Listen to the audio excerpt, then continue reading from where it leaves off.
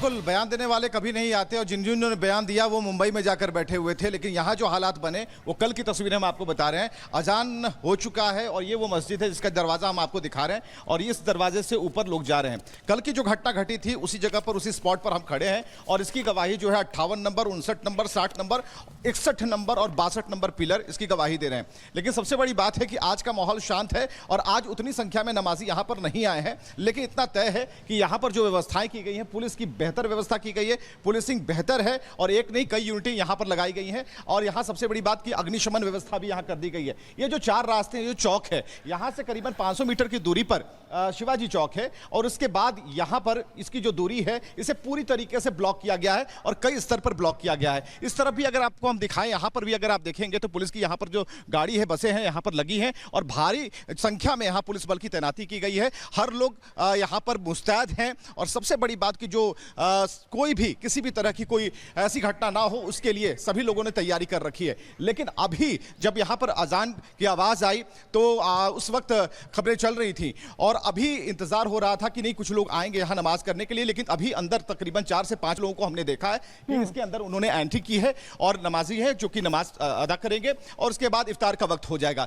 लेकिन यह देखना होगा कि कल की घटना और आज की घटना में क्या, आज जो चीजें होनी है उसमें क्या कुछ अंतर होता है। एक तो सबसे बड़ी चीज है कि शांतिपूर्ण माहौल है, सब कुछ शांत है, कहीं कोई दिक्कत नहीं है और बराबर हम तस्वीरों को आपको दिखाते हैं कि तस्वीरों में आप देखिएगा यही वो जगह है जहां पर कल भारी हंगामा हुआ था, कल बहुत ज्यादा हंगामा हुआ था और पुलिस ने उसे कंट्रोल कर लिया है। और अभी भी आप देख पा रहे हैं कि सभी पुलिस वालों को कहा जा रहा है कि आप सावधान की मुद्रा में आ जाएं और यहां पर जो है जो घेराबंदी की गई है उसे मुकम्मल व्यवस्था के तहत आप उसे अंजाम तक पहुंचाएं। लेकिन इस तरफ हम आपको लिए चलेंगे और यहां से आप देखिए कि कल जो यहीं से इसी जगह से जो भीड़ बढ़ी आगे, वहां पर देखिए वो जो नुकसान जो पहुंचा है, यहां से जो पत्थरबाजी की गई और वो जो छेद है आपको दिखाई देगा और यहीं पर रेस्टोरेंट और जो होटल वाले हैं वो रो रहे थे और ये कह रहे थे कि इस बात की दिक्कत नहीं है कि हमारे ग्लासेस टूट गए, हमारे शीशे टूट गए, हमें इस बात की दिक्कत है कि क्या आज जो हुआ इतने वर्षों के बाद हुआ, ये कहीं ना कहीं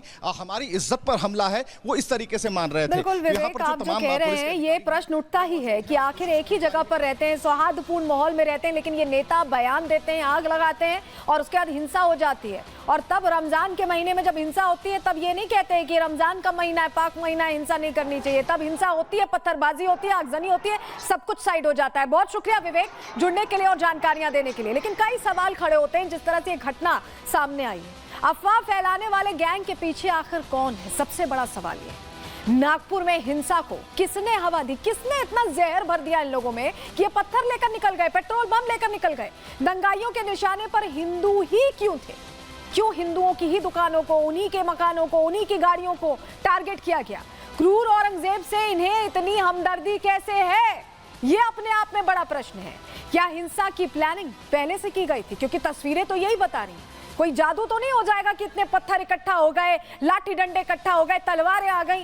पहले से तैयारी जरूर हुई होगी। इतनी भीड़ कहां से आई अचानक से? क्या महल इलाके में हिंसा सोची समझी साजिश थी? ये बहुत बड़ा प्रश्न है और इसी का जवाब हम तलाश रहे हैं। आगे 2 कारण भी बताने वाले हैं आपको कि किन 2 कारणों की वजह से कल का दिन चुना गया, कल ही हिंसा की गई। लेकिन इस पर राम कदम बीजेपी विधायक क्या कह रहे हैं, सुनिए उन्हें। इस प्रकरण की शुरुआत की अबू आजमी ने, जो बड़े लाड़ प्यार से उद्धव ठाकरे ने अपने गोद में बिठाया था सत्ता काल में, उनके समर्थन पे वो सरकार चला रहे थे। यानी शुरुआत करने वाला है विपक्ष। और कि नागपुर में घटना घटी तो वहां पथराव करने वाले उबाटा के कार्यकर्ता, उद्धव ठाकरे के, कांग्रेस के, शरद पवार गुट के कार्यकर्ता पथराव कर रहे थे। क्या काम था उनका वहां पर?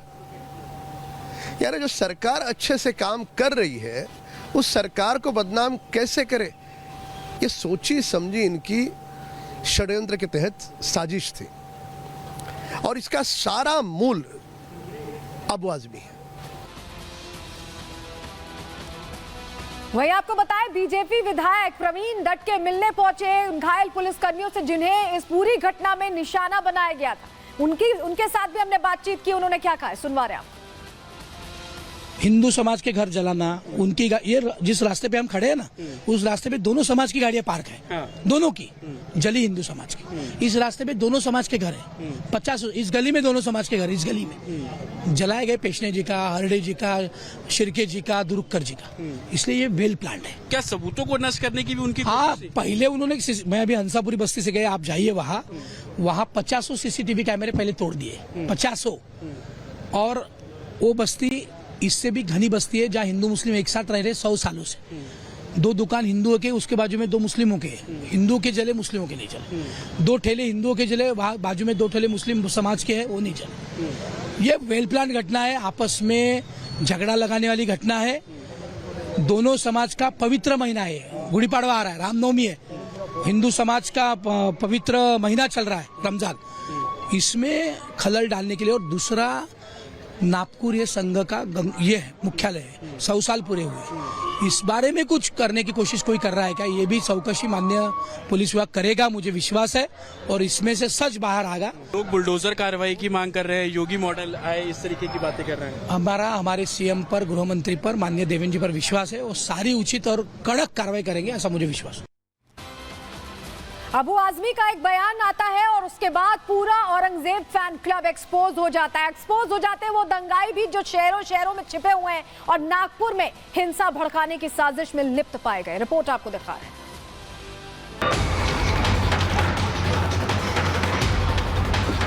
पुलिस वाले ने दखल फेंक,